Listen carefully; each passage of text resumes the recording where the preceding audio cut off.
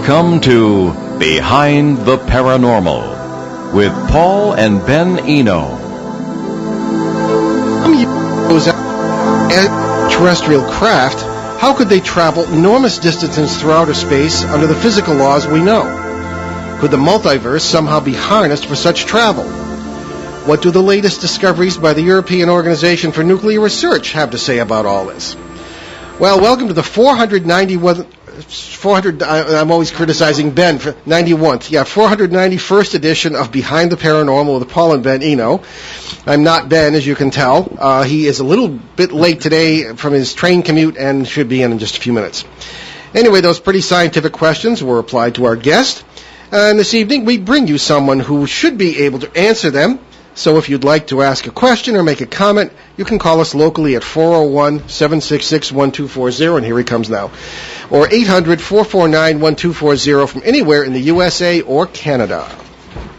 Robert L. Schroeder recently retired from Hewlett-Packard after 26 years in operations and product management. He has a BA in mathematics from Rutgers University, an AS in aerospace engineering, and an MBA. He is the author of Solving the UFO Enigma, How Modern Physics is Revealing the Technology of UFOs. The book focuses on the evolution of modern physics and how recent theories are pointing toward a likely explanation of UFO physics. One of his main objectives is to generate interest among academics to help UFO researchers gather spectrographic data from actual UFO sightings. Bob is a U.S. Army veteran of the Vietnam War and has completed the Boston Marathon 3 times. He and his wife, Carol, have appeared at Worcester Polytechnic Institute, right at the edge of our listening area, and have done radio interviews all over the country. Bob is a featured speaker at the first New England UFO Conference in Leominster, Massachusetts on October 26th. And we will have the drawing for the free tickets to that event right here in about 40 minutes. Perfect. Oh, my mic's not on. There we go. Hello, everybody. So, Bob, welcome to Behind the Paranormal. Ben and Paul, thank you so much for having me on your show. I really appreciate this. Oh, it's wonderful to have you here. So before we go anywhere else, the casual observer might find it strange that a mathematician, can't talk, such as yourself, is not only interested in UFOs, but trying to attract more scientific attention to them. So, what attracted you to the subject? Okay, it actually started way back in 1957. I was 12 years old. Now, everybody can calculate my age. I hadn't gone to kindergarten yet, Rob. And, just to give a little perspective. Yeah. So, anyway, what happened is I was standing in my front yard in Teaneck, New Jersey, which is a couple miles west of New York City, in northern New Jersey.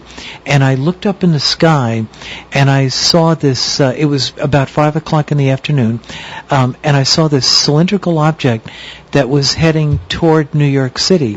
It looked like it was at about the altitude of the of jet planes, which had just come out, the Boeing 707, back in 1957, and so it was probably around 5,000 feet. But then I noticed it looked just the shape of a cylinder of a cigarette, perhaps. It was gold in color, metallic looking, and then as it continued on, going east toward New York, I saw a round object behind it, maybe about one length of the object of the cigarette-shaped object behind it, and I thought that might be a sphere.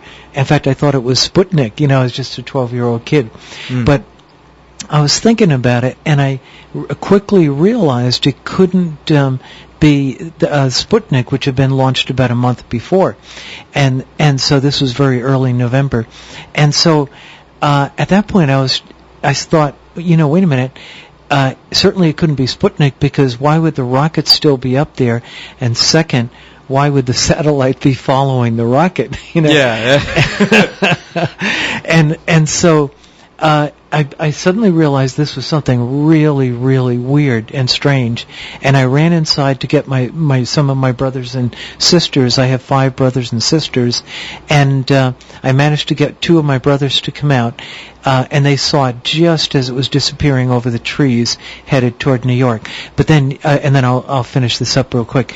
But I then read years later that, and you guys probably know about this, but 1957 was one of the years when they had a gigantic wave of UFOs all over the United States. And then I also read that a number of people had seen these cylindrical shaped objects. And one guy in France was walking his dog real early in the morning, and he saw one of these cylindrical-shaped objects at like 2 a.m. in the morning. And he said it looked like it was easily half a mile long.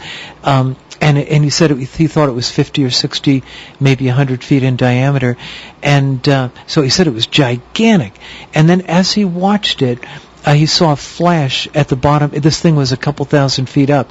He saw a flash at one end of this cylindrical object, and a typical disc-shaped UFO popped out the bottom of this cylindrical-shaped object, and it shot off in one direction of the compass. And as he watched, 6 or 7 more popped out of the bottom of this thing and ended up going in all the directions of the compass, and then the object slowly gained altitude and disappeared. So clearly these are some sort of motherships, and the disc-shaped object are some kind of scout craft that are somehow are ferrying these scout craft from other planetary systems. Now, Ben, what does that remind you of? Remember Joe Ferrier's? I was just thinking that. Yeah. I was just thinking that.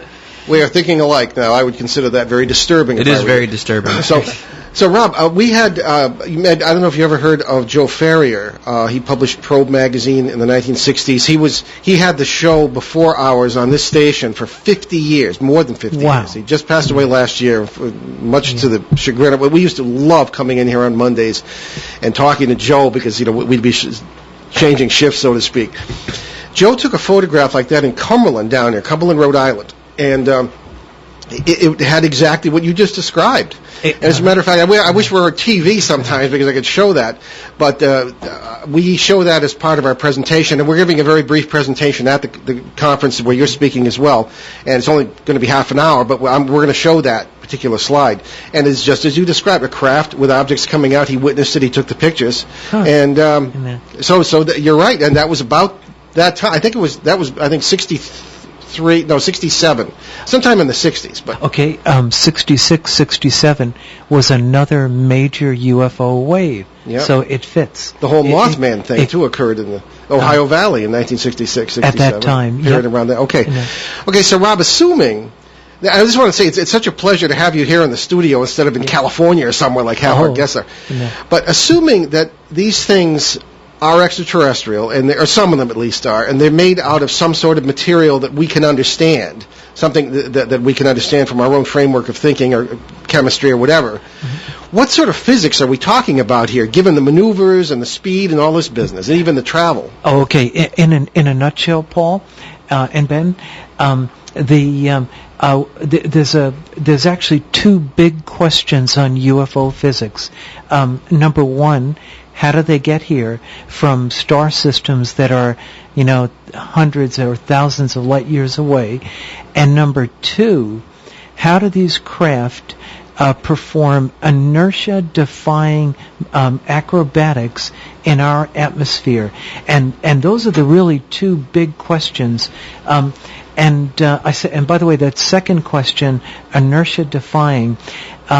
The best that a jet fighter pilot, a human jet fighter pilot, can do is perhaps 8 or 9 Gs with a G suit, a pressurized suit, and he can make turns or accelerate at 8 or 9 Gs.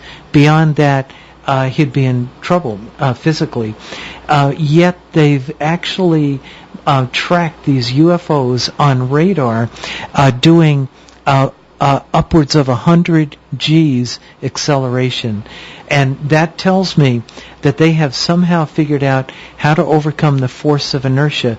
We know what gravity is, but believe it or not, modern physics does not know the origin of inertia. And what inertia is for the audience here, just a quick background.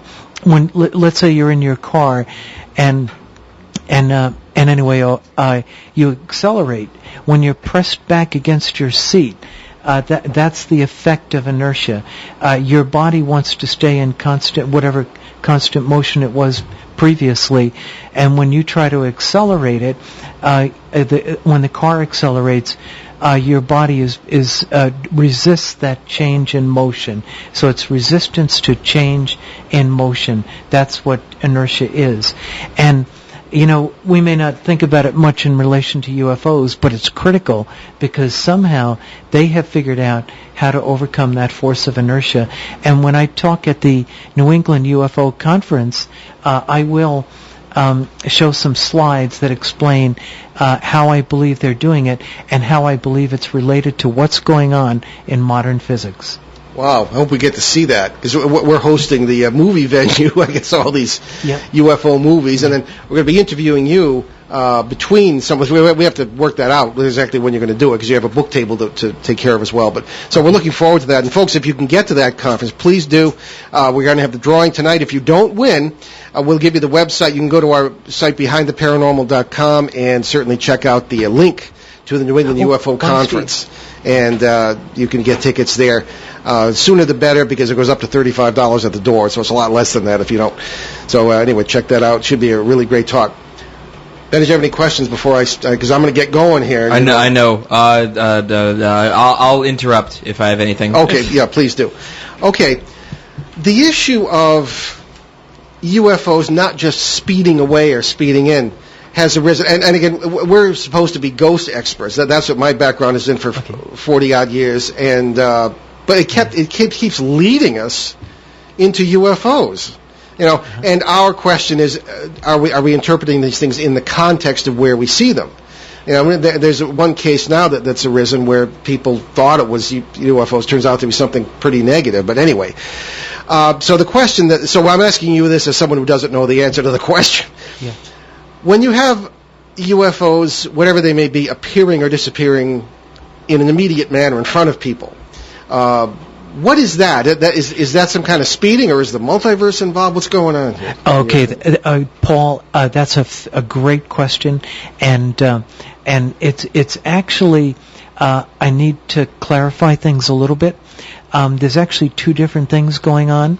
There's the multiverse, which is the idea that there's an infinite number of universes being created out there, and that they are parallel. They are out there, but they aren't in contact with one another. And however, I believe what's going on in the field of as far as UFOs is, as I mentioned at the very beginning, the two big questions are, number one, as far as UFOs are concerned, number one, how do they get here from distant star systems? And number two, how do they perform inertia-defying acrobatics in our atmosphere? Well, on the first question, how do they get here? It looks like in our universe, which may only be one in a huge number, an infinite number of other universes, the multiverse, it looks like our universe may consist of 11 dimensions of space-time. That's what modern physics is pointing. String theory and M theory. Mm-hmm. And modern physics is looking at that. Now, it turns out that 6 of those 11 dimensions are curled up at every point in space-time, so we can kind of forget about those. But that still leaves 11 minus 6, 5 large dimensions left over. So there's the 4 that we know of, the 3 space dimensions that we live in, plus 1 of time, space-time, in general relativity, in everything we do in modern physics. But that leaves 1 extra large space dimension, that 5th dimension. And what physicists are now suspecting is that in our universe, which is only one of many in the multiverse, that we may live on a 4-dimensional space-time membrane, and it's floating in the larger 5-dimensional, well, actually 11-dimension, but we can ignore 6 of them because they are curled up at every point in space-time and don't impact what we're talking about right now. So we'll just concentrate on the 5 larger dimensions. Anyway, it looks like we live on a four-dimensional space-time membrane. So when you go outside at night and look up there at the stars, what you're looking at is part of the four-dimensional space-time membrane we live in. However, they think within our universe, our five-dimensional universe, there may be at least one other four-dimensional space-time membrane floating parallel to ours, and that one is referred to in modern physics, in some of the theories out there, as the gravity brain, and the one BRANE. Yeah, a brain for a membrane. Right. They shorten it to brain, BRANE. Thank you, Paul. And so it looks like there are two of them side by side, absolutely parallel. And the interesting thing is that one of the big questions in physics, I'm going to be kind of getting into a little bit of physics here, but they're trying to explain the weakness of gravity, and gravity versus the relative to the other forces in nature. There's only three other forces. There's four altogether. There's the weak nuclear force, there's a strong nuclear force, there's electromagnetism and gravity. But gravity is incredibly weak compared to the other three forces of nature. And when I say incredibly weak, I mean astoundingly weak. Electromagnetism, which is roughly similar to the other non-gravity forces of nature, is 10 to the 36 power stronger than gravity. So that's 1 followed by 36 zeros. So not 1 zero, which is 10 times stronger, not two zeros, which is 100 times stronger, but 36 zeros. You can sort of think of a Googleplex or some absolutely gigantic number. But anyway, what I believe is going on is I believe the UFOs are getting to, and I'm kind of going through this fairly quick. When I do the slideshow at the New England UFO conference, I'll show it graphically, which is easier to see. But it looks like the gravitons that carry the gravity force are mostly located, like 99.99999% of all the gravitons in the larger universe are located in between those two membranes. We live on something called the weak membrane, related to the strength of forces on our membrane, and the gravity brain, it looks like is warped in such a way that it attracts virtually all the gravitons in the universe that carry the gravitational force. I think what's going on, in a nutshell, is the UFOs are getting into that area between the membranes, which is referred to as the bulk, B-U-L-K. And what happens is, where gravity is extremely strong in there, distances shrink. And general relativity tells us that.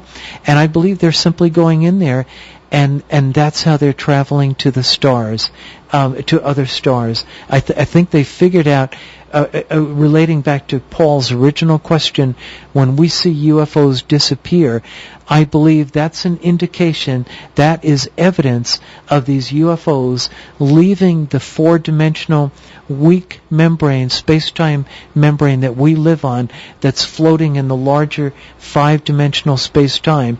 I believe they have figured out how to penetrate the bulk, how to pull themselves off of our membrane, and that is why, as Paul mentioned earlier, UFOs are seen to disappear sometimes.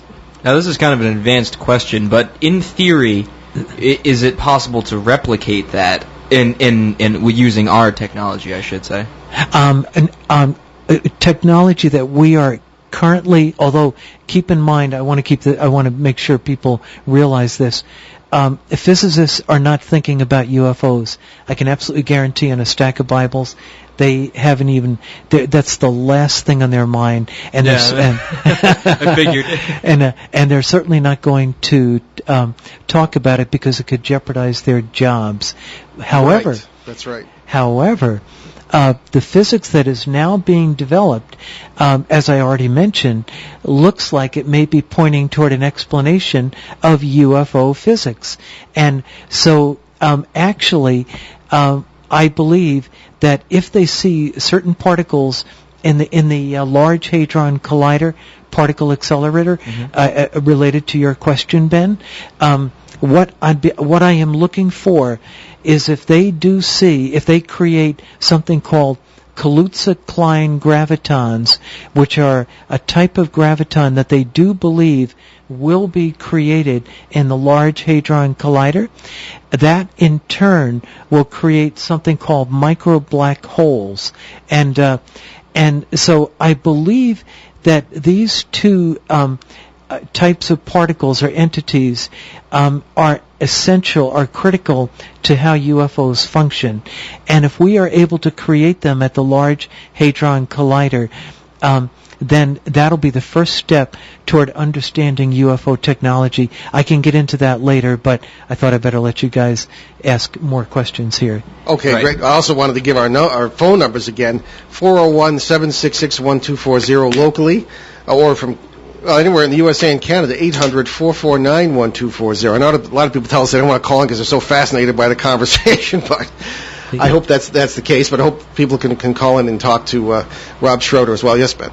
Oh, no, I was just giving you time. Oh, I'm sorry. Yes, we have 5 minutes to the break. Good. Okay. I'm amazed here. Now, my approach to physics, to quantum physics, and I'm not a physicist. My background is in theology and philosophy, so it's about as far away from math as you can get. And in media work after that, there's no math really involved. I was always curious about what I was experiencing in paranormal research, starting when I was in the seminary. And the same thing seemed to occur with what we refer to as ghosts and things of this kind. And the more we looked into it, the more, and we work on cases for years today, we find that they will lead to things like UFO experiences. I'm always referring to the case in Connecticut that started with ghosts. Somebody read my book that suggested quantum physics might be involved, or at least the multiverse idea involved in how they operate and how these things come together and overlap or whatever. And by 2009, these people were seeing UFOs, grays. The whole area was affected by this. People were getting out of their cars at night watching this. We ourselves saw strange lights and some stuff over there. And military activity, a possible base.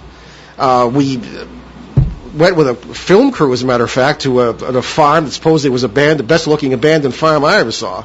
And all this business. We've talked about this on the show before. Can you see, the point of the question is, can you see from what you know about the UFO operations and what you believe you know, could this affect all areas of the paranormal? Could Bigfoot, say, be coming through or coming and going? Because people see him or it appear and disappear in the same way. The characteristics, except for the speed, are the same, and with ghost phenomena as well. Could you see this sort of extending to all areas of paranormal? Okay. Yep, that's another great question, Paul. And I have to admit that I'm not an expert on ghosts, but I do know that an awful lot of people have reported having paranormal type experiences where they see like an image or something like that. And I have to admit, I had one rather unusual experience, if I could mention it. Sure.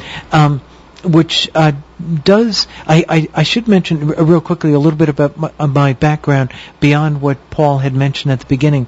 I do come from a family of scientists and engineers, and so I have to say that I grew up and continue to be pretty hard-headed about things. I'm kind of like the man from Missouri, and so, but I did have an odd experience that did kind of make me think that maybe there's something going on, and in the paranormal areas that I don't normally get involved in. But I was working on. I'll go through this story pretty quick. My wife and daughter had gone to church, and I had stayed home because I was working on some pull-down stairs leading up to our attic, and I was on a 6-foot stepladder. Now, to make a long story short, my wife and daughter had been at church for about half an hour, and I was up on the stepladder, and I had just done some nailing, but in order to reach the nails, I had to go up one step higher, and I was doing something that I do not recommend the audience do. On the side of the stepladder, they always say face into the stepladder, but trying to get the job done quickly, I had turned around and I was sitting on the top of the step ladder with my feet down on the steps, 2 steps below. But in order to get to this one nail, I had to get up one more step, which is quite dangerous. And I used a nail punch and I finally got it in. And then I had been sitting at the top of the step ladder, so for some reason I was so focused on the nail that I had put in, I totally forgot that I had stepped up one step, and I started to try to sit back down again, and as I went down, I was waiting for my bum to hit the top of the step ladder, but instead it hit that flimsy little paint can holder that flops out from the back of the step ladder, and I thought that was the top of the stepladder. I can't believe I did this, and I was admiring my work. I think they say, that, but anyway, what happened was, of course that broke immediately, and I went flying 6 feet from the stepladder onto a hard plywood floor backwards, and that's a dangerous fall. Yeah. and really dangerous. Oh my God, I slammed into the floor, and I knocked the breath out of me for a couple seconds, and then I was petrified. I thought I might have, paralyzed myself or, broken my vertebrae or something like that. And so then I moved my hands and I moved my feet, and they moved okay. So I slowly got up, and I was standing at the top of the stairs, and I'm thinking to myself, my God, I got away with this one. And just then, and it was only 1:30, and my wife and daughter should have still been in church, they came running into the house. My wife came running to the bottom of the stairs. She said, "Bob," and the church, mind you, was like 2 or 3 miles away. She said, "Bob, are you okay?" And I said, "Yeah, I am, but how did you know anything was wrong?" And she said, "When she was in church, she had a sensation that something terrible had happened to me." And she grabbed our daughter Debbie, who was maybe 10 years old at the time, and they ran home as fast as they could. I was stunned. I was absolutely stunned. And I now realize that, I'm as hard-headed as I am. I realize a lot of these people who report psychic experiences, it looks like there may be something going on, and it may very well have something to do with the fifth extra dimension, the larger, the bulk, the extra larger universe that we live in beyond 4 dimensions. Absolutely. Well, we're going to take a brief break, and you're listening to Behind the Paranormal with Paul and Ben Eno on WOON 1240 AM and ONWorldwide.com in New England's beautiful Blackstone River Valley. Stick with us. Everything you know is wrong. Hi, I'm Ben Eno. And I'm Paul Eno. Check out our show, Behind the Paranormal with Paul and Ben Eno, here on ON 1240 AM on Mondays on our new drive time slot at 6 p.m. The paranormal is not what you think it is. You're going to examine the whole thing from a whole new perspective on our show, and we expect that you're going to be very surprised. Do not check your brain at the door. You're going to need it. Be there. ON Radio. ON Worldwide. And we just wanted to remind you of several of the charities that Ben and I have adopted. And first, they're veterans charities mostly, and I wanted to thank Rob Schroeder for his service in Vietnam. Not a pleasant situation. I'm a little bit younger and only made it to Grenada, but anyway, I wanted to thank Rob for that. Our charities, of course, USACares.org, wonderful group that gives financial help to veterans and their families. And, for example, if a mortgage payment is late and they don't have it, out goes a check from these great people. USACares.org. They're trying to get more established on the East Coast and could use your support.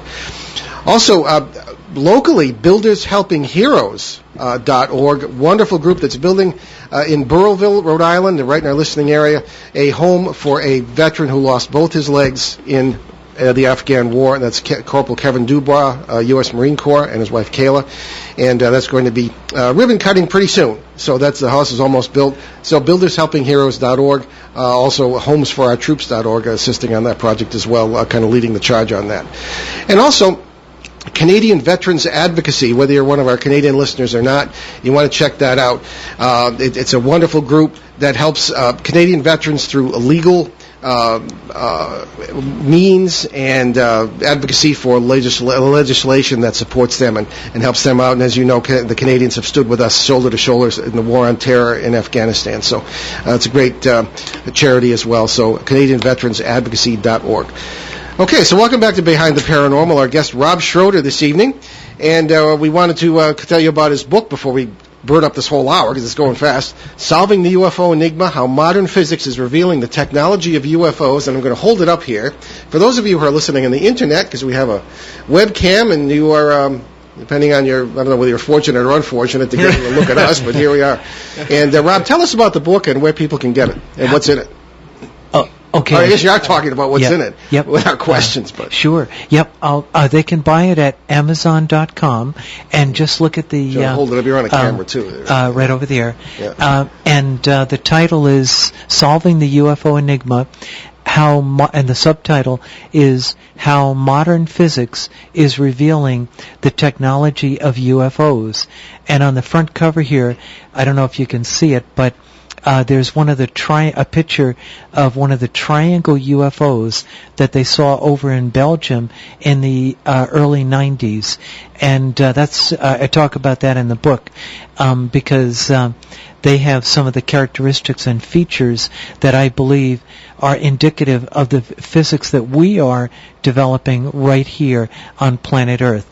But anybody who would like to buy the book, they can go to Amazon.com and it's they just look up the title of the book, Solving the UFO Enigma, with my name, Robert Schroeder, spelled Schroeder, and it would be terrific if people could buy it. My wife is still mad at me for spending so much money publishing the book. That can be expensive. Well, we would have published it if we were still in the book business, but very, very sparingly at this point. Okay, very good. All right. Yes? You got anything going on over there in the... Okay. No, in the sense of questions. Well, I have plenty. Any Bob, gears grinding up there? Bob, I know you had a rough day in school. Bob, I'm thinking back to 1952, which, like 1957, was a time when there was tremendous UFO activity, including UFOs seen over the Capitol in Washington and things of this kind, photographed and all this business. There was a lot of military activity at this time. There were orders, as I understand it, to shoot down UFOs in certain situations.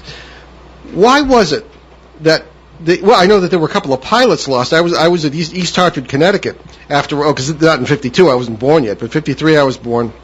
They were still talking about, when I was a kid old enough to remember, a crash in Glastonbury, Connecticut, the next town, of a U.S. Air Force plane that supposedly had been chasing a UFO.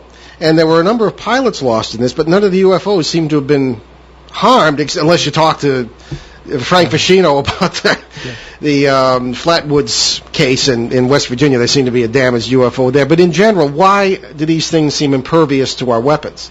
I think I know why. Okay. and there is really no possibility that we're going to shoot them down.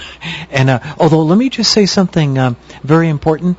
I do not believe these alien civilizations mean us any harm. Although there do appear to be some instances where aircraft have been damaged by UFOs, I think maybe in some cases it was self-defense, and in other cases it may have actually been accidental. I think there was a case out in Washington State where a bomber where it ran into a UFO and part of its tail assembly was knocked off the aircraft and it crashed. I think it's possible for accidents to occur. I do think that's possible. However, I don't think these alien civilizations mean any harm. And another thing I'd like to point out real quick here is I think we're dealing with more than one alien civilization. In fact, I think we're dealing with thousands, perhaps millions, maybe billions, And one of the interesting things about the UFO phenomena is that all these UFOs appear to behave in a similar fashion. They do not make any overt contact with our civilization, and I know there's a lot of people that claim that they have contacted our governments or individuals and so on like that, but at least I can say there's no overt contact with these civilizations, and that makes me suspect the fact that all of these UFOs, probably coming from many, many different civilizations, the fact that they all behave in the same way by kind of avoiding direct contact with us, suggests that they belong to a federation of advanced civilizations. And I think we're dealing with, and I think that federation has a certain protocols which they follow with developing civilizations like ours. But this should be of great interest to the audience. I believe one of the reasons why we're seeing so many UFO sightings in the last century or so is because this Federation of Advanced Civilizations knows that we are getting close to developing their technology, and I think that's why we're probably under much closer observation, and I think possibly within the lifetime of people living today, in fact perhaps sooner than later, we may be introduced to this Federation of Advanced Civilizations, but it will hinge upon our getting the physics that allows us to penetrate the bulk, that extra dimension. Okay, well, I'm going to ask you this because we ask every UFO guest this, and Stan Friedman is right down the line with you, I think, on a lot of these ideas. That's a very, very plausible explanation, okay? I have no problem with that. The thing is that and I'll preface this by saying that my framework comes from ghost and poltergeist research, even possession cases where I was working with priests while I was in the seminary, which is a very unusual thing for a seminarian to be allowed to do, and things of that kind. And when you're in the presence of these, I always thought sort of the demon explanation was our best way to understand these things, but I find their theology is not the same, if they even have one. They are very intelligent, they learn very quickly. They are some of them, the upper echelon species, about 9 different species that I kind of pinned down as I think. The upper echelon ones are very wise in the sense of their own species. But the thing is, they are alien. That's the best word I can think of. When I stood in that house in Bridgeport, Connecticut, 1974, tried to protect that little girl from that thing, of which there were 4 in the room, you could see these gauzy structures. The thing had a physical body. We were pushing against each other. It got around me and threw the kid across the room. And the thing that made me wonder was that in the presence of this thing, when you're in the presence of another person, you feel the humanity. In the presence of a dog or a cat, or any terrestrial creature, you feel the presence. I suppose it's perhaps the DC electrical fields may be interacting or whatever, but there's a certain unity there. But with these things, the only word that came to mind was alien. I suppose you could. Term. Well, I mean, you too. You've had. Yeah, I mean, and that's my big gripe with exopolitics people is how do we know that their motives are altruistic? If they're not human, how do they have human organizations, human emotions? If they're entirely alien, not to say they can't. Not to say they can't. Just saying how. There are other possibilities. If they have the same moral framework as we do. Yeah. I'll do a quick answer on that.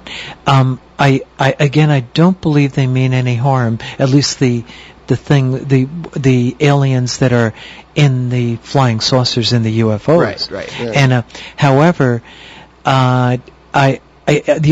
another point I would like to make is that so far there's been no serious harm to planet Earth from, at least on a large scale.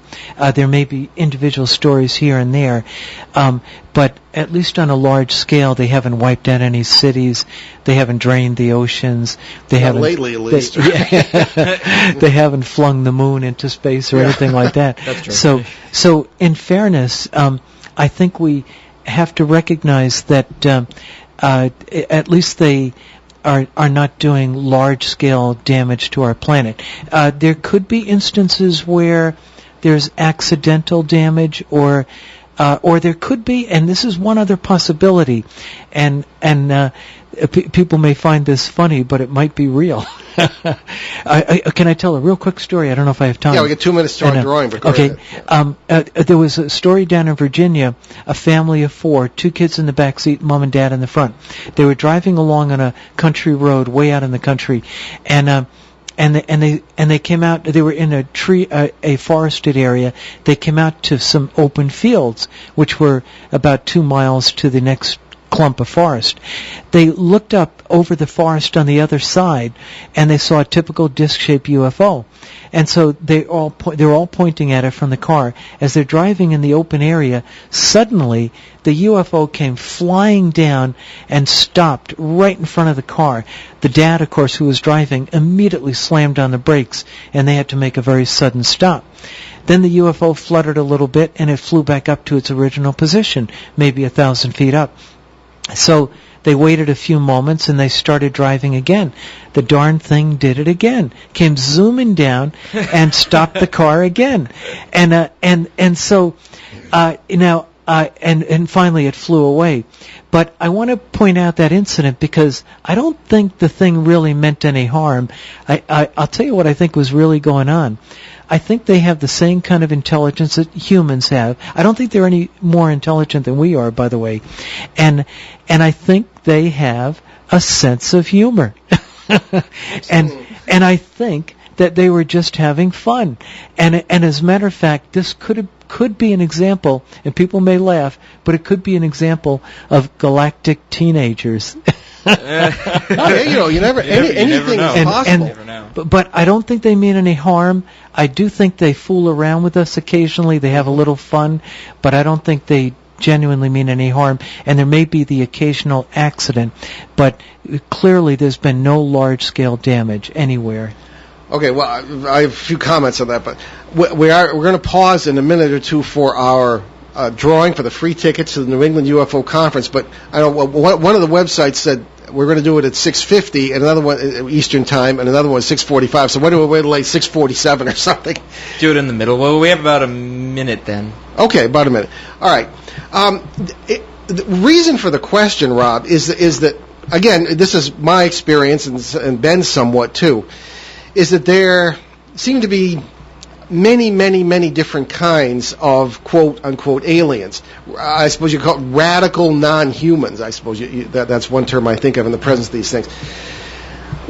The whole term, at least in the ones we've encountered and even at times done battle with in cases that are considered poltergeists or possession or whatever, don't seem to be from... The term extraterrestrials really doesn't have any meaning in the deepest sense because they don't seem to be from other planets. That doesn't even seem to be relevant. They seem to live between worlds, if you will. Somehow, it's difficult for our language to actually express this because it's not part of our intellectual framework or our epistemology at this point in our evolution. So, but be that as it may, the nature of UFOs does seem to be changing from what we're told by people like Ted Phillips, who's been on the show several times. Ted is a fellow from Missouri who has an amazing collection of evidence of UFO physical landings. And even he has noted that the nuts and bolts craft that you described, that is certainly, I'm sure, account for many UFOs and sightings, seems to be morphing into something almost more, I don't know whether immaterial is even a meaningful word. But he said the balls of light, in the Marley Woods thing, for example, the balls of light seem to be becoming more common than the nuts and bolts craft. And Ben is stopping me here. We're going to do on that cheerful note, we're going to do our drawing. And we're going to shake this up here. And again, this is for two free family I thought we were grabbing it out of a tickets hat. to the, I didn't bring my hat. To the, look too much like a man in black. To the New England UFO Conference, at which Rob will be one of the speakers, and we're going to pick two. So Rob's going to pick one. Here's the first. Oh, here's the first. All right, see, anybody who's looking on the internet can see it. And we have, someone local. Oh, for real? There's people from California and Florida entered. Rita Jett from Woonsocket, Rhode Island, right here in Woonsocket, Rhode Island. And Rita, congratulations. We'll be in touch with you about your free tickets. And here's number two. The second. Rob has just picked. Oh, my gosh. What? I don't believe this. he might have a little trouble getting here.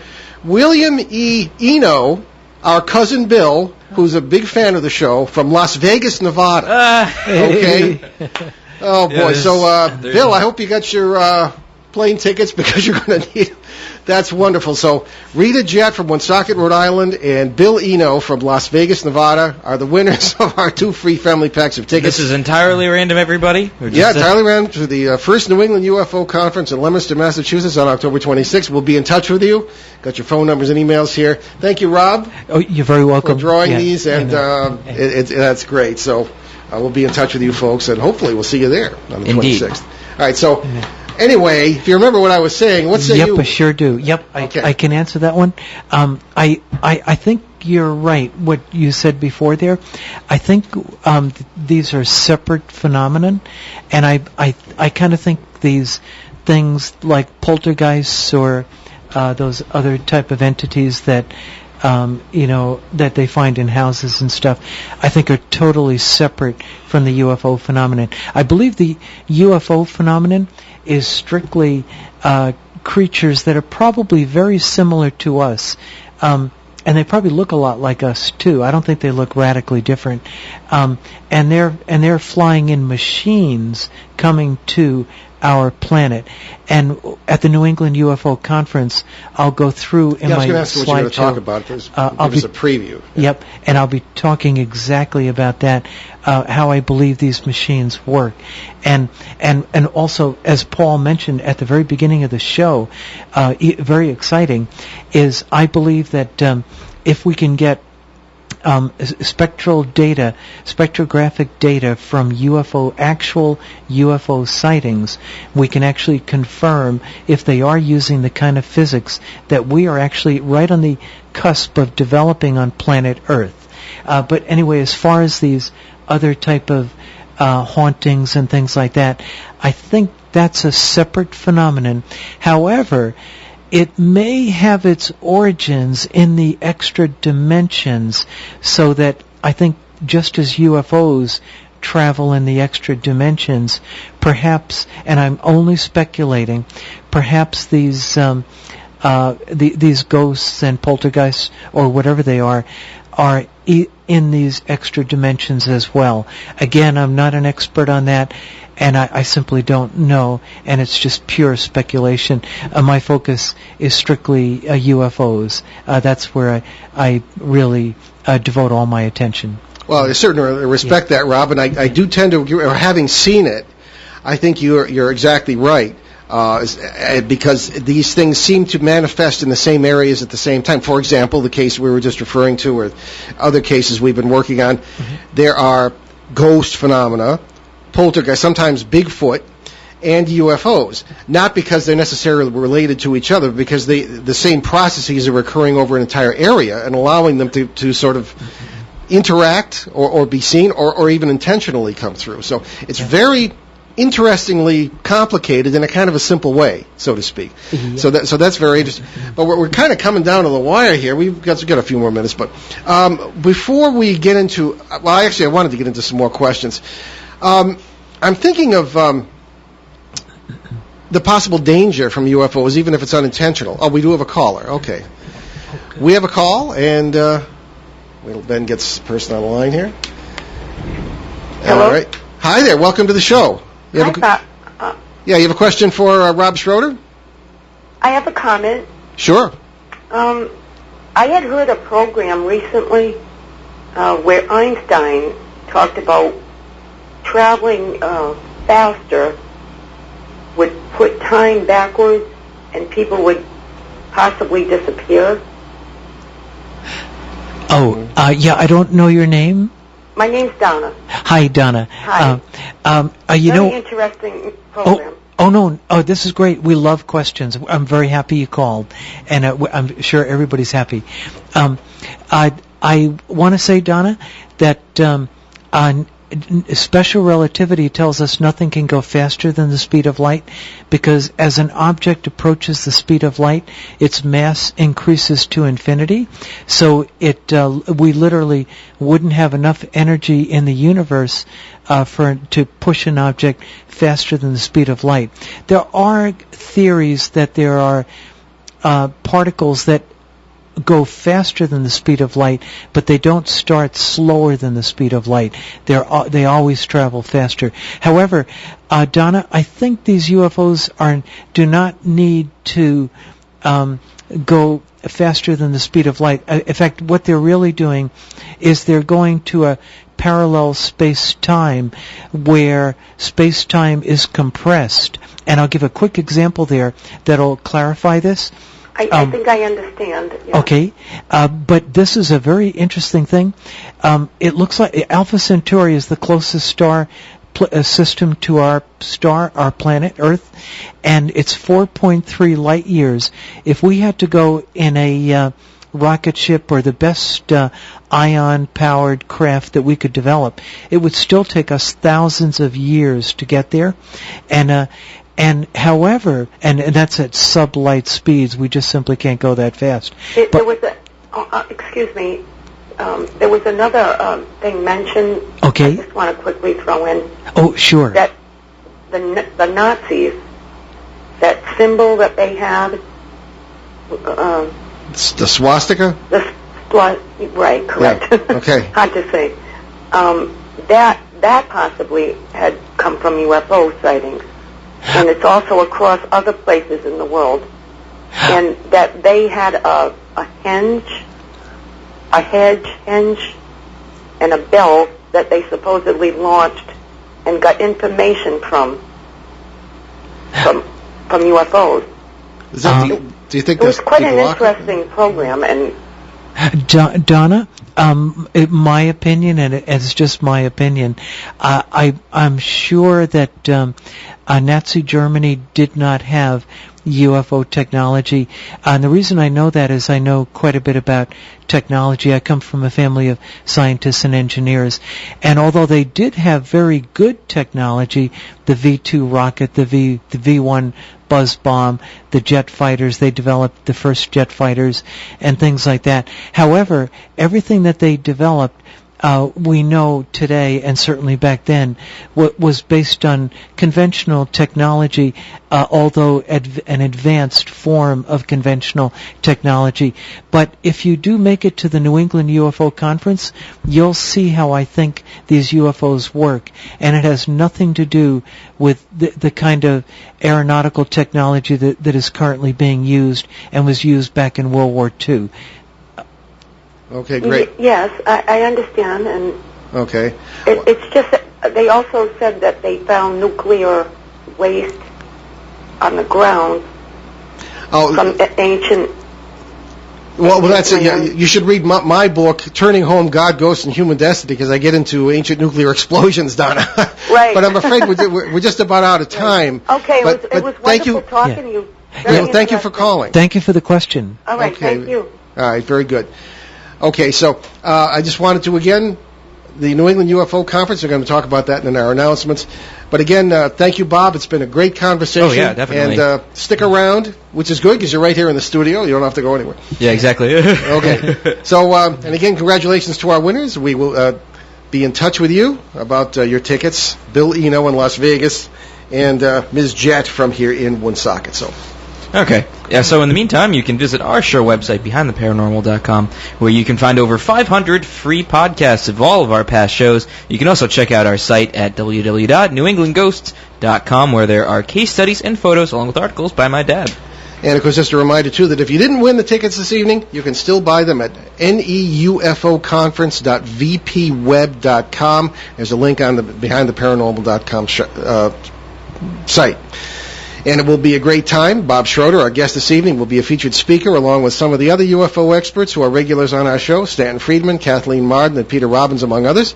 Ben and I will host the UFO movie venue. We'll interview speakers before a live audience, and we'll present a program of our own briefly on UFOs and the paranormal after dinner. On November 10th, we are scheduled to do our 500th show officially, and that will be on our Sunday CBS radio edition. We'd like to hear your suggestions for what you'd like us to do on the show. The prevailing opinion is that we should do a wrap-up of our best shows since our debut in 2008, but boy, that's going to be a lot of work. So let us know on Behind the Paranormal Show webpage on Facebook. Drop us a line at paul@behindtheparanormal.com or just through the website. You can, or here at WOON 1240 AM, 985 Park Avenue, Woonsocket, Rhode Island, 02895. Okay. All right, and next Monday, October 14th, we had planned to do a rebroadcast because everybody here at ON 1240 will be tied up at the local Autumn Fest, including myself. But our station manager has said that we can do a live show after all, but beginning at 6:15 Eastern Time instead of 6. So unless we can find a guest pronto, it will be an open line show. Okay. People usually don't complain about those. Right.